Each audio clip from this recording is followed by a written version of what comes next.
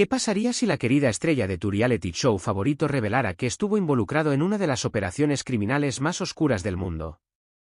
Esta noche desvelamos el escalofriante contenido de una confesión carcelaria que ha asombrado tanto a los investigadores como a la nación. Rick Harrison, el rostro de estrellas de empeño y conocido por comprar y vender objetos coleccionables extravagantes, ha admitido un papel mucho más siniestro: orquestar una vasta red internacional de trata de personas. En una declaración grabada obtenida por las autoridades federales, Harrison supuestamente implicó a varias figuras poderosas, desde políticos hasta celebridades y altos ejecutivos, todos los cuales supuestamente están vinculados a esta horrible red. ¿Por qué confesó ahora y quién más podría estar implicado? Esta es la explosiva historia que intentaron enterrar desesperadamente. Pero antes de sumergirnos en esta impactante revelación, asegúrese de darle me gusta, suscribirse y activar la campana de notificación para que pueda mantenerse actualizado sobre este caso en desarrollo. Todo comenzó con un susurro silencioso, apenas audible entre los guardias de una penitenciaría federal, un susurro que casi pasó desapercibido. «Harrison está listo para hablar», murmuró alguien. Pero el peso de lo que Rick Harrison, el querido magnate de las casas de empeño de Las Vegas y estrella de una de las franquicias de reality más exitosas en la historia de la televisión, estaba a punto de admitir, resonará mucho más allá de los muros de la prisión. Aparecería en los titulares, provocaría un ajuste de cuentas nacional y expondría un mundo oculto tan oscuro que era casi imposible de comprender. Durante décadas, Rick Harrison había sido un nombre muy conocido. Con su encanto tranquilo, su voz profunda y su buen ojo para los tesoros raros, se creó un nicho en estrellas de empeño. Su éxito no solo lo hizo rico sino también extrañamente digno de confianza. Estados Unidos creía en él. La gente sintonizaba no solo para ver artefactos raros o reírse de sus travesuras con Chumlee, sino porque Rick hacía sentir que alguien todavía entendía el verdadero valor de las cosas, ya fuera un rifle polvoriento de la guerra civil o una reliquia familiar empeñada con desesperación. Pero detrás de la brillante fachada de la fama televisiva, los investigadores ahora dicen que había algo mucho más insidioso acechando, algo cuidadosamente escondido, algo deliberadamente oculto. Rick Harrison no solo compraba y vendía artefactos históricos, supuestamente traficaba con personas. Fuentes cercanas a la investigación revelaron que las autoridades habían estado rastreando irregularidades en los registros financieros de Harrison durante años. Las empresas fantasma, las frecuentes transacciones de criptomonedas, las transferencias internacionales de dinero y las adquisiciones de propiedades en extraños rincones del mundo fueron solo algunas de las señales de alerta que apuntaban a algo mucho más siniestro. Estas eran áreas donde ningún propietario de una casa de empeño necesitaría operar. Sin embargo, a pesar de todas estas migas de pan digitales, no había pruebas sólidas. Es decir, hasta ahora. En una sala de entrevistas austera y estéril, bajo el intenso brillo de las luces fluorescentes y sin nada más que el zumbido de una grabadora entre él y los agentes federales, Rick Harrison finalmente pronunció las palabras que nadie esperaba escuchar: he hecho cosas que no puedo deshacer. Esta no fue una admisión vaga de fracaso moral, fue específica. Dio nombres, proporcionó fechas, lugares, relatos y víctimas. Todo quedó meticulosamente registrado. Lo que estás a punto de escuchar en esta historia no son rumores ni sensacionalismo. No es una exageración de los tabloides. Este es un relato frío y fáctico de la cadena de acontecimientos que llevaron desde una casa de empeño de Las Vegas hasta lo que las autoridades federales ahora llaman una de las operaciones de tráfico de personas más elaboradas e inquietantes jamás descubiertas en el oeste de los Estados Unidos. Una operación supuestamente conectada con otras figuras públicas poderosas, empresarios influyentes y una red global que se extiende mucho más allá de los límites del discurso de Rick Harrison en Las Vegas. En este vídeo, lo guiaremos a través de cada detalle escalofriante de su confesión, desde el momento en que se derrumbó en su celda de la prisión hasta los momentos explosivos dentro de la sala de interrogatorios y la inquietante lista de personas que nombró en su declaración grabada. Pero nuestro enfoque no se centra solo en lo que Rick confesó, se trata de lo que todo esto significa. ¿Por qué confesó ahora? ¿Por qué exponer la verdad? ¿Y hasta dónde llega esta conspiración? Esta no es solo la caída de una celebridad, es el desmantelamiento de un ícono estadounidense, pieza por pieza, con cada verdad impactante que emerge. Antes de profundizar en los sombríos detalles, primero debemos comprender el mito. Para comprender verdaderamente la gravedad de la confesión de Harrison, debemos comprender las alturas que había alcanzado y cómo, incluso cuando las grietas comenzaron a formarse debajo de él, nadie pareció darse cuenta. Cuando Estrellas de Empeño estrenada por primera vez en 2009 en History Channel, nadie podría haber predicho que se convertiría en una sensación cultural. La premisa era simple, los clientes traían artículos raros, extraños o de importancia histórica a Gold y Silver Pawn Shop en Las Vegas, donde Rick, junto con su padre Richard, su hijo Cory y su adorable compañero Chum Lee, tasaban, intercambiaban, a veces, se burlaban de estos tesoros. En su apogeo, el programa atraía a millones de espectadores semanalmente y se distribuía en más de 150 países. Rick rápidamente se convirtió en el rostro de la franquicia. Tenía una presencia imponente, un conocimiento profundo y la voz autorizada de la razón. Podía recitar la historia de un mosquete de la guerra civil y luego bromear con su hijo sobre pagar de más por una tarjeta de béisbol.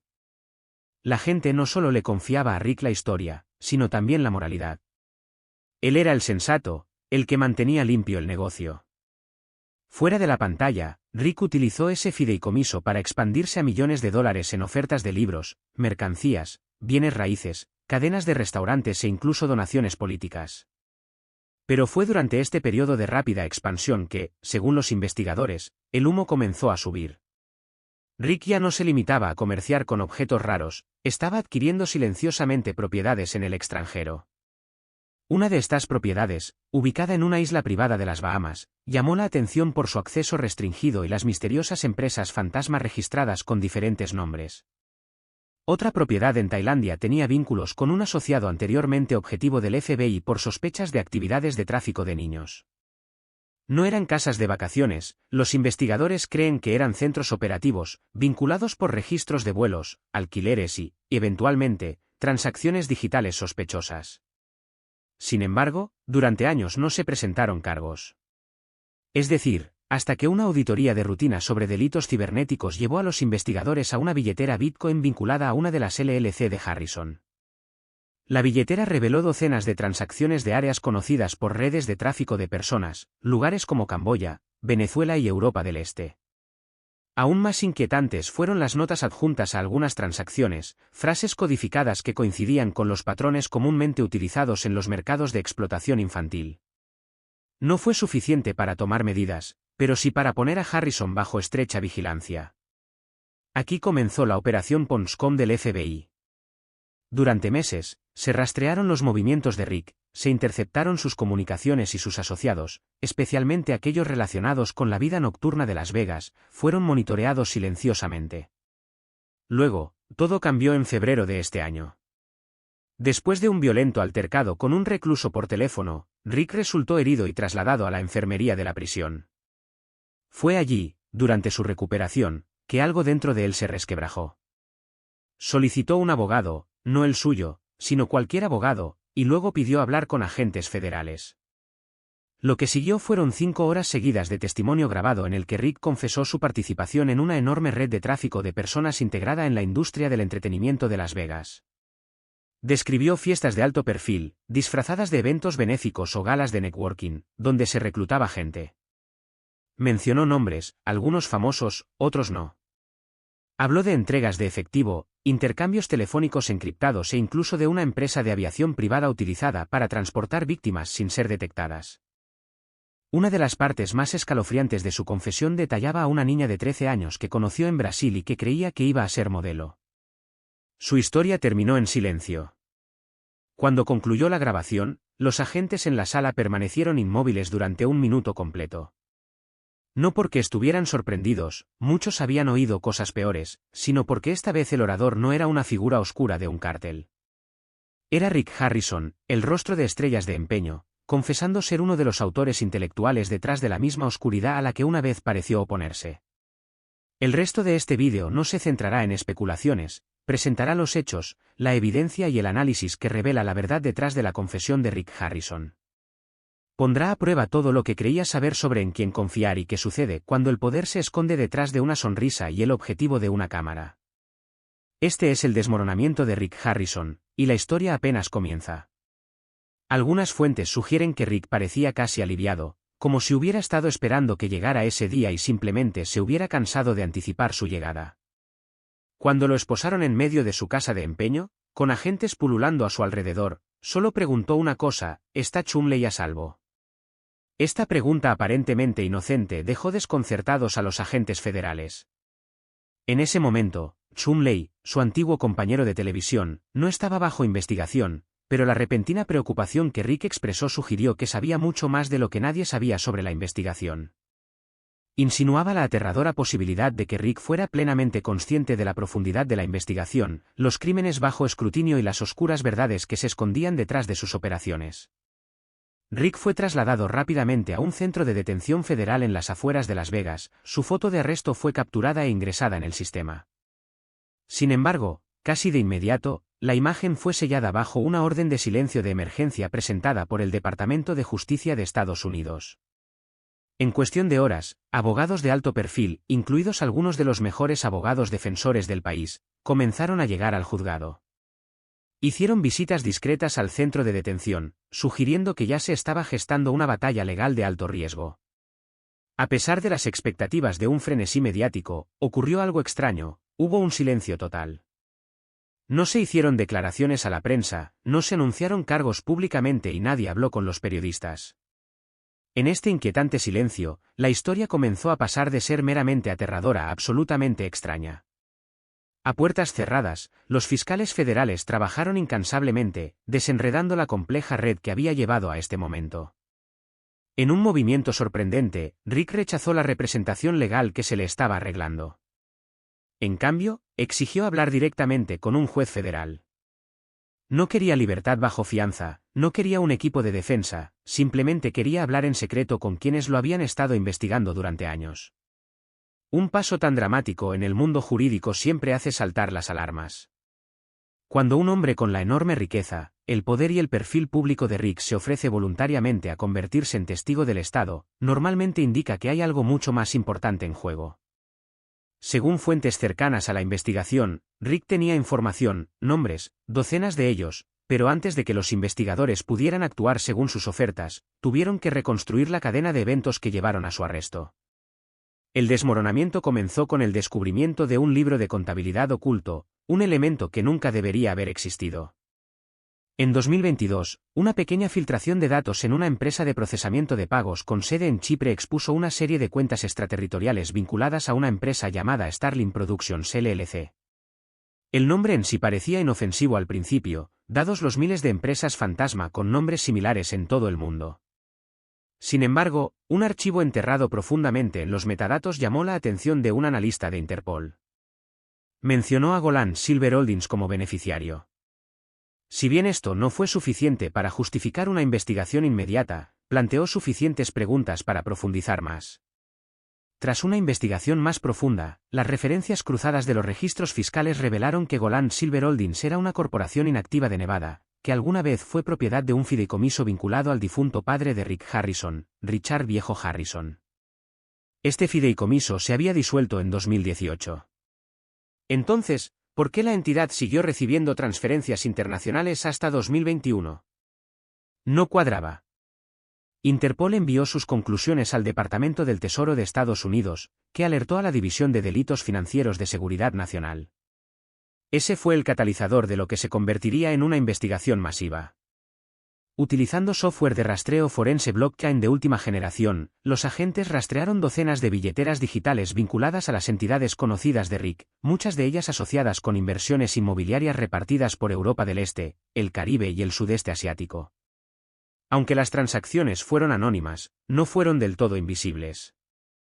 Un agente lo resumió perfectamente: seguimos el dinero y este nos llevó hasta los monstruos. Al mismo tiempo, una investigación separada sobre la explotación infantil en la web oscura descubrió un patrón escalofriante.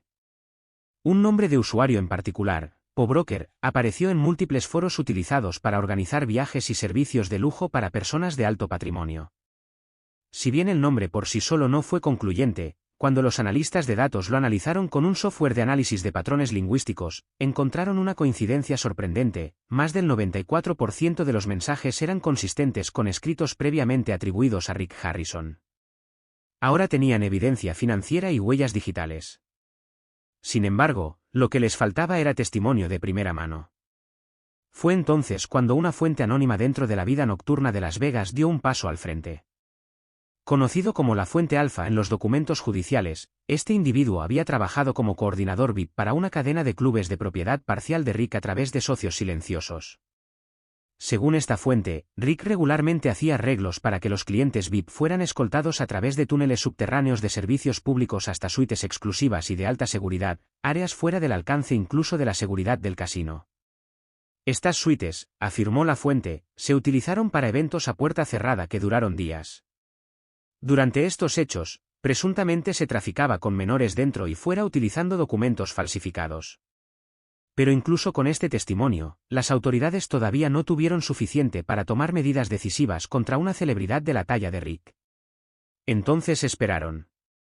Luego, a finales de 2023, Sean in Advance, un expiloto empleado por una empresa de aviación privada subcontratada a través de una de las empresas de Rick, fue arrestado por intentar transportar a un menor sin la documentación adecuada. Ante una larga sentencia de prisión, el piloto cooperó a cambio de inmunidad, entregando registros de viaje, manifiestos y registros de mensajes de texto que mostraban comunicación directa con Rick Harrison. Un mensaje, enviado apenas 4 meses antes del arresto de Rick, decía, esta vez cargando listo sin demoras. Nuevamente, sin demoras. Eso era todo lo que necesitaban los agentes. Armada con una montaña de pruebas circunstanciales y un testigo que cooperó, la orden federal fue rápidamente aprobada y la redada se puso en marcha. Aquella fatídica mañana de enero, el imperio del rey de las casas de empeño se derrumbó. Pero lo que sorprendió incluso a los investigadores más experimentados fue la decisión de Rick de confesar sin abogado, sin negociación alguna, sin dudarlo. Había terminado de correr.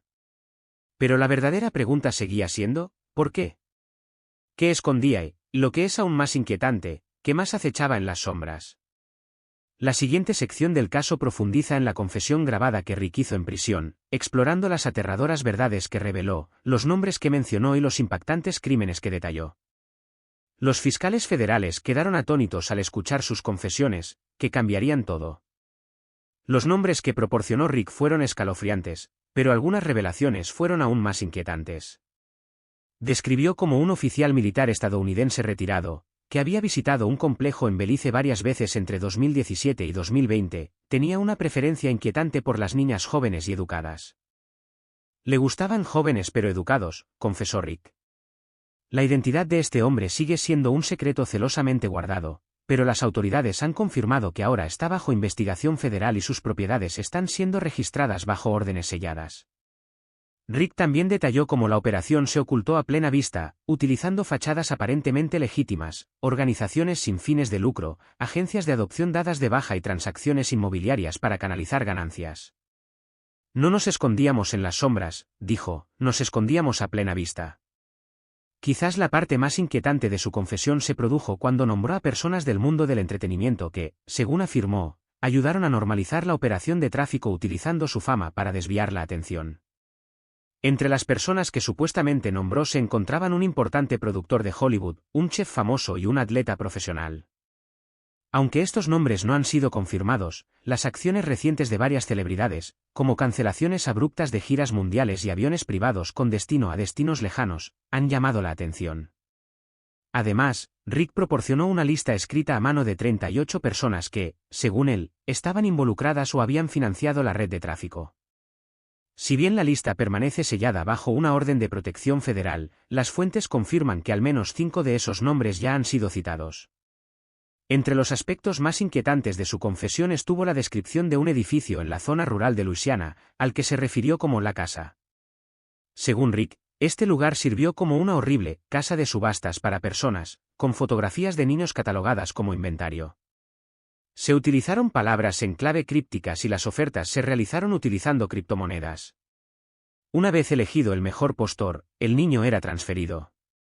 Mientras Rick continuaba contando los horrores que había presenciado y facilitado, describió la naturaleza informal de todo, como los participantes bromeaban y bebían mientras participaban en actos atroces. El escalofriante testimonio de una joven de Europa del Este, de no más de 12 años, que fue brutalizada en una de las propiedades de Rick en República Dominicana, dejó a los investigadores sin palabras. No lo logró, dijo Rick, después de una larga y agonizante pausa cuando le preguntaron por la niña. Esta confesión fue tan gráfica que ahora está clasificada por separado y bajo revisión para su posible uso en futuros tribunales de derechos humanos. En el clímax de la película, Rick vuelve a sus motivos, planteando preguntas que persisten a lo largo de la narración. ¿Qué desencadenó su repentina decisión de revelarlo todo después de años de secreto? Explica fríamente, porque me van a matar. Y si voy a morir, los llevaré conmigo. No nombra a quienes se refiere, ni da detalles sobre cuándo o cómo sucedería. Pero es evidente por su tono que Rick cree que se le está acabando el tiempo y que su confesión es su forma retorcida de redención, una última oportunidad de exponer la verdad antes de que sea demasiado tarde. Y continúa, o este cinturón, más exactamente, una póliza de seguro. Tengo copias de seguridad. Destaca que si esta cinta desaparece, aparecerán otras en su lugar. No soy estúpido, añade Rick. Sabía que algún día esto me alcanzaría.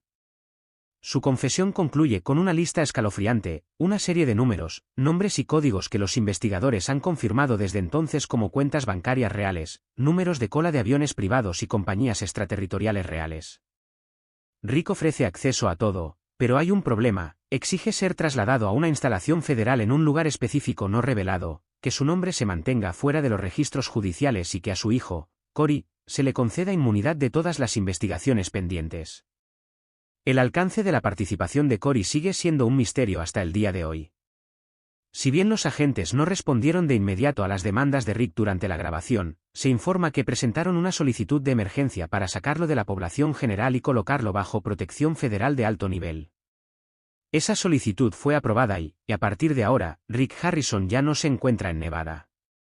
Su ubicación actual sigue siendo desconocida y las personas que nombró están escondidas, bajo vigilancia o, según fuentes internas, negociando acuerdos de culpabilidad a puerta cerrada.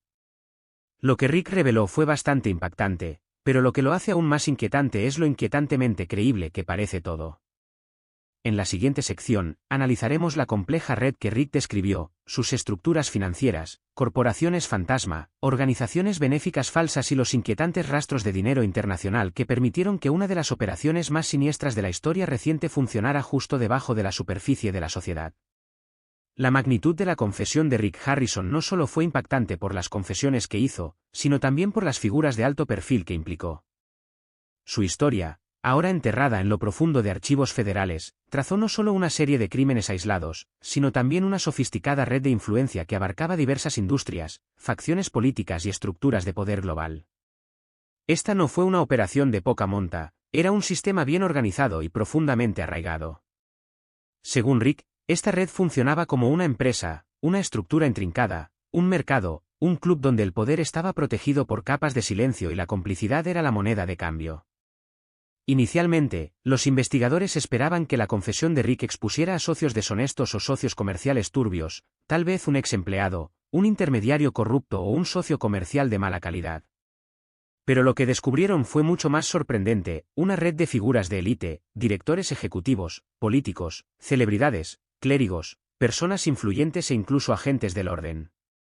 No se trataba solo de personas marginadas, eran individuos poderosos y bien conectados que durante mucho tiempo se habían presentado como ciudadanos honrados, y algunos incluso cultivaban personalidades filantrópicas. Rick afirmó que la red ya existía mucho antes de que él supiera de su alcance total. Ya estaba construido cuando lo encontré, dijo a los agentes. Simplemente me conecté. Me mostraron cómo ganar dinero, cómo lavarlo y cómo mover a la gente sin que nadie lo cuestione. Todo empezó, explicó, con el acceso. En el mundo de Rick, el acceso lo era todo.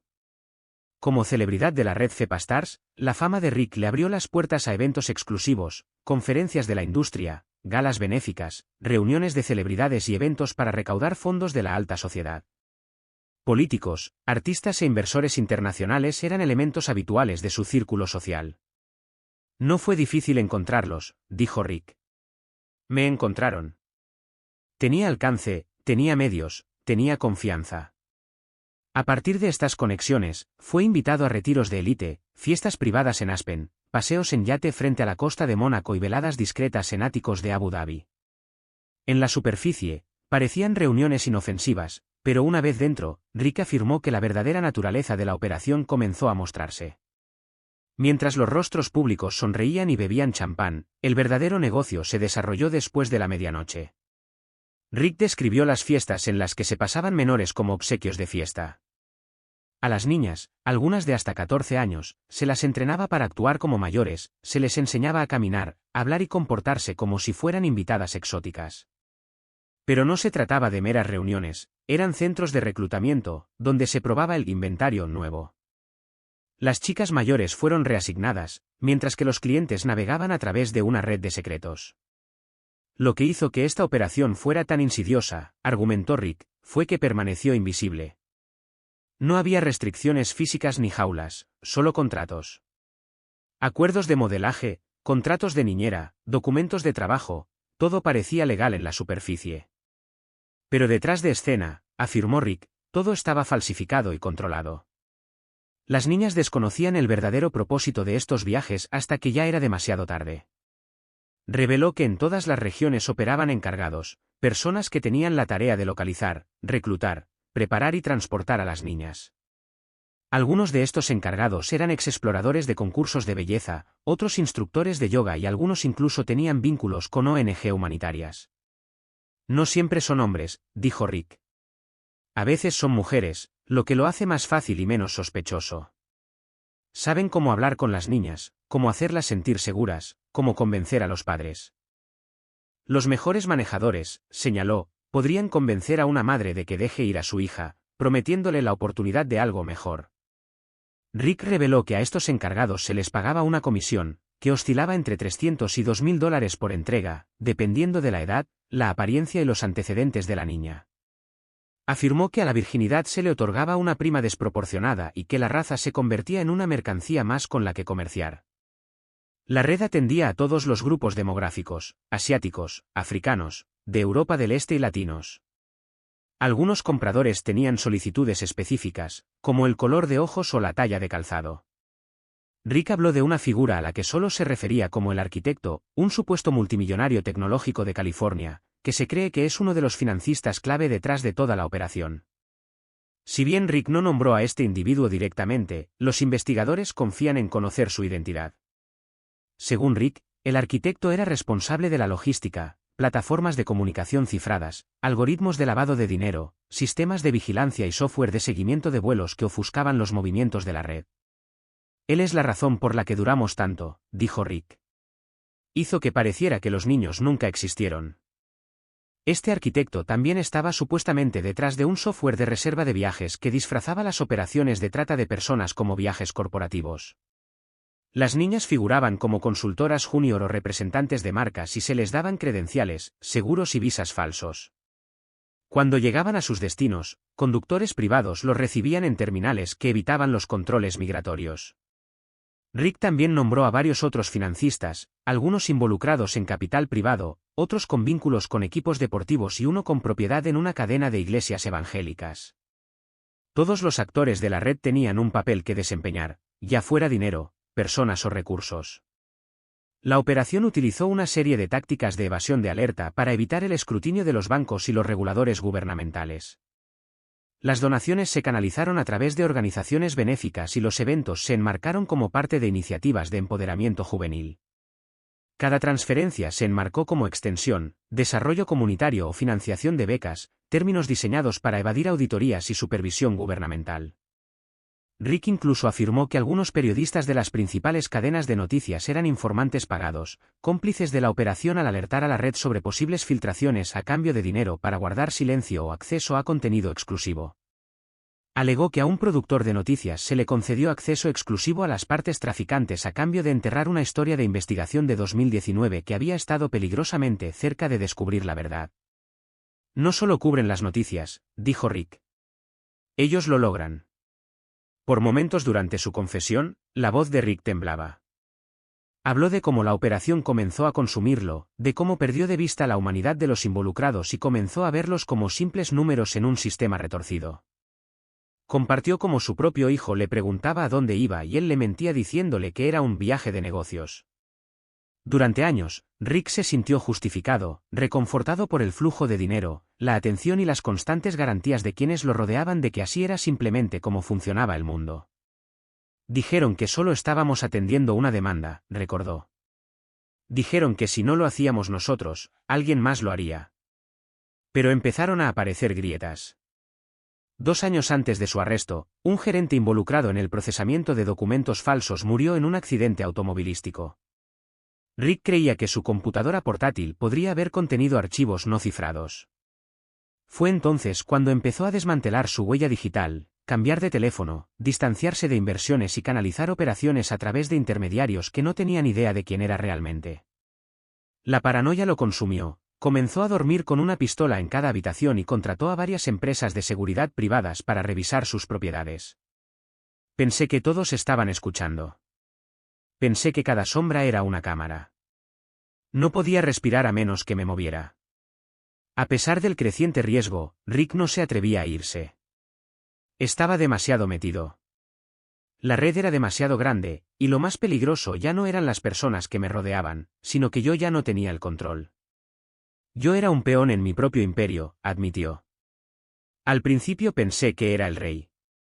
Luego me di cuenta de que era desechable. Cuando su confesión llegó a sus momentos finales, Rick reveló uno de los detalles más escalofriantes, como la red de tráfico había comenzado a experimentar con la explotación in vitro. Aunque no proporcionó detalles, los agentes sospechan que se refería a operaciones de cría. El silencio estéril del Centro Federal de Detención ahora envuelve a Rick Harrison, un lugar de concreto, acero y duras luces fluorescentes. Es aquí, en el aislamiento de su celda, donde enfrenta las consecuencias de sus acciones por primera vez en más de una década. Sin cámaras. Sin clientes. Sin guiones. Solo el implacable zumbido del ventilador y el peso de los oscuros secretos de los que ya no puede escapar. La conducta de Rick en los días posteriores a su arresto fue inquietantemente tranquila. A pesar de la gravedad de su situación, no mostró signos de agresión o angustia. No gritó, no se paseó ni exigió un trato preferencial. En cambio, se sentó en silencio, observó su entorno, comió muy poco y durmió aún menos. Los guardias lo vigilaban de cerca, sintiendo que algo se estaba gestando debajo de la superficie. Después de todo, cuando un hombre como Rick permanece en silencio, rara vez es una señal de calma, a menudo es la tranquilidad antes de la tormenta. Luego, al 5.º día de su encarcelamiento, se produjo la explosión. Comenzó como lo que parecía una confrontación trivial, pero rápidamente se convirtió en un altercado violento. ¿El origen de la disputa? El teléfono de la prisión. Rick, una figura reconocible incluso tras las rejas, había tardado mucho más de lo que otros consideraban aceptable para tomar una decisión. Lo que comenzó con algunos empujones e insultos pronto se convirtió en una pelea en toda regla. Sin embargo, lo que desconcertó a todos fue la naturaleza de la llamada que Rick había hecho. Su familia no lo había visitado, su equipo legal estaba al tanto y, sin embargo, minutos antes del altercado, Rick había realizado una llamada que no quedó registrada en los registros monitoreados de la prisión. Esa llamada todavía está bajo investigación federal, un misterio que nadie ha descifrado todavía.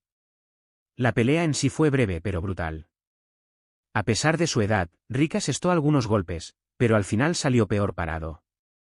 Su cabeza golpeó un fregadero de acero con tal fuerza que lo dejó con una leve conmoción cerebral y varios cortes profundos en la frente. El personal médico lo llevó rápidamente a la enfermería, donde le cosieron las heridas y le administraron un sedante para calmar la creciente paranoia que se había apoderado de él. Fue en ese ambiente tranquilo y estéril de la enfermería, solo en una camilla con la sangre seca alrededor de los ojos y una gasa apretada alrededor de la cabeza, que algo en Rick se rompió. La enfermera que lo atendió recordó más tarde que su comportamiento cambió dramáticamente. Comenzó a hablar rápidamente, ofreciendo referencias crípticas a una casa en Belice, un libro de contabilidad perdido y alguien llamado Simon que, según Rick, lo sabía todo. La enfermera lo documentó como un posible delirio, pero solo una hora después Rick hizo una petición impactante. Pidió hablar con un capellán de la prisión y luego con alguien del FBI. A medianoche, 2 agentes habían sido enviados desde una instalación segura en Nevada, uno era un experto en delitos cibernéticos y el otro de la División contra la Trata de Personas. Nunca antes se habían topado con un sospechoso como Rick Harrison. La entrevista tuvo lugar en una habitación sellada debajo del ala médica, donde las cámaras estaban apagadas y el audio encriptado. Cuando los agentes entraron, encontraron a Rick sentado en una mesa, mirando a la pared, como si ya hubiera ensayado cada palabra que estaba a punto de decir. Rick no pidió un abogado. No buscó inmunidad. Ni siquiera pidió ningún tipo de protección legal. En cambio, simplemente pidió una botella de agua y 5 horas ininterrumpidas. Lo que siguió a esa sesión grabada conmocionó a todas las agencias involucradas en la investigación. No fue solo una confesión, era un plan escalofriante, un relato detallado, paso a paso, de cómo alguien con dinero, encanto y protección mediática podía establecer y mantener una red de tráfico internacional sin ser atrapado. Rick comenzó su cuenta no con los infames Pawn Stars, sino con los humildes comienzos de la casa de empeño de oro y plata que su padre había fundado en 1989. Explicó que a mediados de los 90, a medida que el negocio crecía en popularidad, comenzó a notar patrones inusuales entre ciertos clientes de alto patrimonio. Estos individuos no estaban interesados en las monedas raras o las armas antiguas habituales de la tienda, en cambio, estaban más interesados en las experiencias. Al principio, Rick lo descartó como nada más que acceso VIP a mujeres que acompañaban a hombres a fiestas de alto riesgo y casinos, un servicio que parecía inocuo en la superficie. Pero con el tiempo, las cosas empezaron a tornarse más oscuras. Empezaron a aparecer chicas más jóvenes, menos documentos y acentos extranjeros.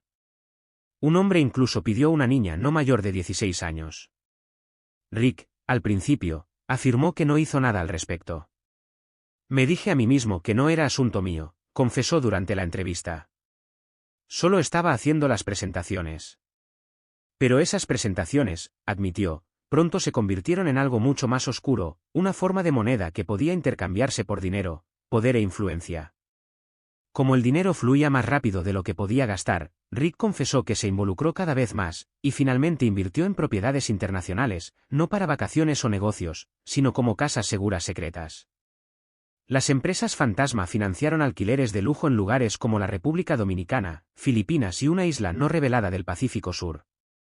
Estas propiedades, explicó, se utilizaban para albergar a hombres con mucho dinero y apetitos más oscuros. Uno de sus primeros clientes, un conocido capitalista de riesgo de San Francisco, pagó más de $400,000 por un retiro de fin de semana en el que participaron 3 niñas menores de edad traídas clandestinamente desde Venezuela utilizando documentos de adopción falsificados. Las revelaciones de Rick fueron contundentes y lo que sorprendió a los agentes no fue solo la fría precisión de sus descripciones, sino el tono en el que habló. No estaba orgulloso ni desafiante. Parecía agotado, como si cargar con el peso de sus acciones durante tanto tiempo lo hubiera agotado. Enumeró nombres, lugares, fechas y conexiones con celebridades, magnates de los medios, atletas e incluso dignatarios extranjeros, muchos de los cuales habían sido invitados a su programa o habían financiado silenciosamente sus operaciones ilícitas. Algunos de estos nombres todavía estaban activos, todavía caminaban por las alfombras rojas, todavía dirigían negocios de miles de millones de dólares. En una sección particularmente inquietante de su confesión, Rick describió un hotel de lujo en Dubái que había albergado un evento disfrazado de cumbre tecnológica. Afirmó que trajeron chicas jóvenes, en su mayoría del sudeste asiático, bajo contratos de modelaje. Una vez que llegaron, les confiscaron los pasaportes y los subastaron al mejor postor en salas privadas custodiadas por exmilitares. Rick admitió que fue él quien organizó el viaje, cubriéndolo bajo la apariencia de gastos de promoción. Las chicas eran solo números en un libro de contabilidad, dijo rotundamente. Cuando los agentes le preguntaron por qué estaba confesando ahora, Rick permaneció en silencio durante casi un minuto antes de volver a hablar. Porque me estoy muriendo, dijo, porque no desaparecerá. Porque ya no puedo fingir más. No había detalles de ninguna enfermedad terminal en su historial médico, lo que llevó a los investigadores a creer que su declaración pudo haber sido metafórica. Quizás se refería al colapso de su imagen pública, al colapso de su estado mental o a la erosión de su propia brújula moral. Con el paso de las horas, las declaraciones de Rick se fueron volviendo más oscuras, ahondando en conflictos internos, la culpa que cargaba y momentos en los que había considerado detenerse. Habló de chicas jóvenes que lloraban por las noches en las villas que alquilaba, creyendo que estaban allí para tener oportunidades de modelaje. No lo entendieron hasta que fue demasiado tarde, murmuró. Los agentes detuvieron la grabación 2 veces cuando Rick rompió a llorar violentamente en un momento.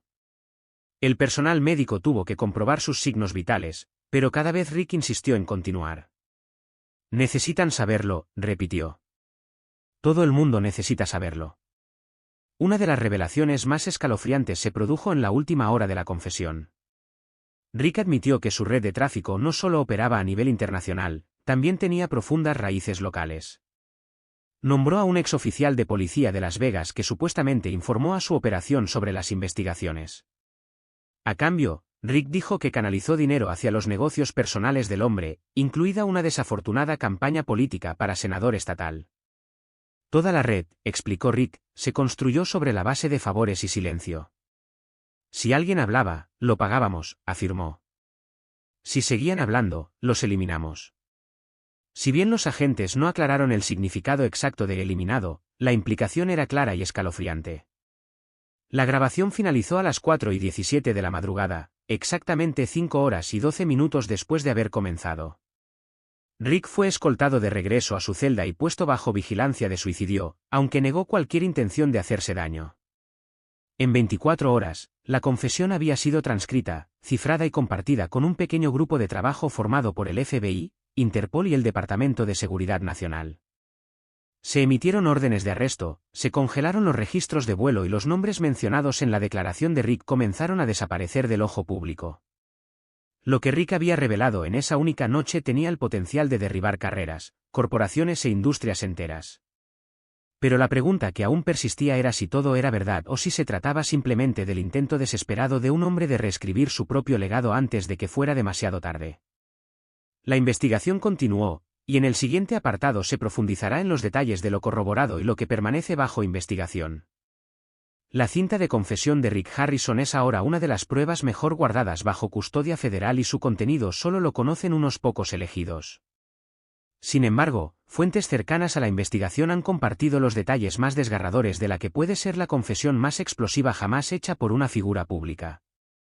La confesión no fue solo una admisión de culpabilidad, era un plan, una hoja de ruta hacia el corazón de un imperio oculto que había operado durante años, ante las narices del público, los medios de comunicación y las fuerzas del orden. Y en el centro de todo estaba Rick Harrison, una vez una figura pública querida, ahora un cerebro criminal expuesto. La confesión duró 5 horas, pero solo le tomó 5 minutos a cualquiera que la escuchara darse cuenta de lo serio que hablaba. Uno de los primeros nombres que mencionó Rick no fue el de una celebridad, un hombre de negocios o un dignatario extranjero, fue el de un director de escuela. Según Rick, este hombre era un reclutador regional que se enfocaba en niños vulnerables, aquellos provenientes de hogares de acogida, de entornos abusivos o aquellos que simplemente no tenían a nadie que los extrañara. El método era inquietantemente simple, a estos niños se les ofrecían becas, programas de viaje o pasantías falsos financiados por empresas fantasma vinculadas a la red de Rick. El destino era un resort de lujo en Belice, construido y administrado por asociados que Rick nunca mencionó, pero que describió como intocables. El tono escalofriante de Rick no dejó lugar a malentendidos. Los elegimos porque sabíamos que nadie los extrañaría, dijo con frialdad. No tenían a nadie. El complejo, describió, era más bien una fortaleza, escondida en lo profundo de la jungla, rodeada de cámaras de vigilancia y equipada con áreas de procesamiento subterráneas donde se retenía a los niños.